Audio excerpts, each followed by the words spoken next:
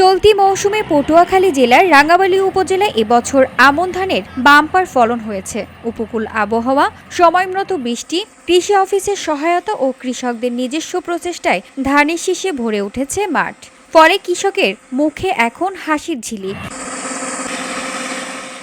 উপজেলার বিভিন্ন এলাকা ঘুরে দেখা গেছে পাকা ধানে সোনালী আভা মাঠ জুড়ে ছড়িয়ে পড়েছে। কৃষকেরা ব্যস্ত সময় পার করছে ধান কাটা ও মাড়াইয়ের কাজে।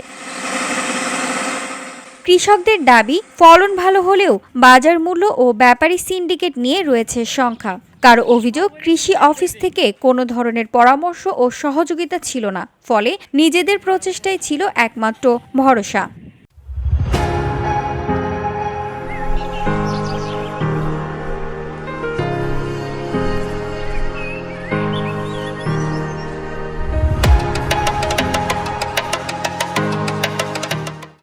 স্থানীয় কৃষক আব্দুল মজিদ বলেন, এবার আবহাওয়া ভালো থাকায় গত বছরের চেয়ে অনেক বেশি ফলন হয়েছে। কৃষি অফিস থেকে পরামর্শ পেলে আরও ভালো হতো।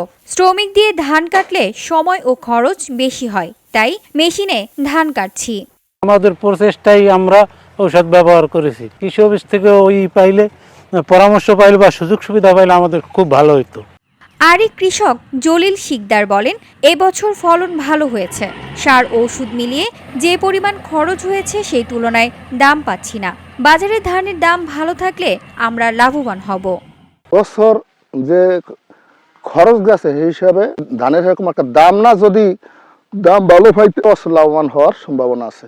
রাঙ্গামালী উপজেলা কৃষি কর্মকর্তা আসাদুজ্জামান বলেন, মৌসুম শুরু থেকে শেষ পর্যন্ত আবহাওয়া অনুকূলে থাকায় এবছর ফলন ভালো হয়েছে। প্রতি হেক্টর জমিতে প্রায় 4.5 থেকে 5 মণ ধানের ফলন হয়েছে। আমরা আশা করছি এবছর কৃষকরা লাভবান হবেন। কৃষকদের অভিযোগের বিষয়ে তিনি বলেন, পর্যাপ্ত জনবল না থাকায় মাঠ পর্যায়ে সকলের কাছে পৌঁছানো সম্ভব হয়নি। তবে আমরা এবছর প্রায় 3000 কৃষকের সার বীজ সহ বিভিন্ন সুবিধা দিয়েছি। আমাদের যে জনবল, এখানে আমাদের 18 জন উপসহকারী কৃষি কর্মকর্তা থাকার কথা আছে 6 জন।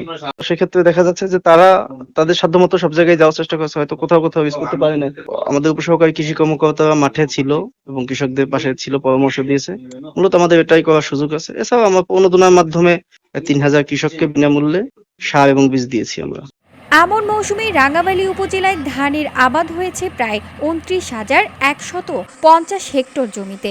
বাজারে প্রতিমণ ধান বিক্রি হচ্ছে 1000 থেকে 1050 টাকায়। এদিকে মাঠ জুড়ে পাকা ধানের সুবাসে উৎসবমুখর পরিবেশ তৈরি হয়েছে রাঙ্গামালীর গ্রামগুলোতে। কৃষকেরা এখন নতুন ধান ঘরে তোলায় ব্যস্ত সময় কাটাচ্ছেন। VOD Bangla news desk.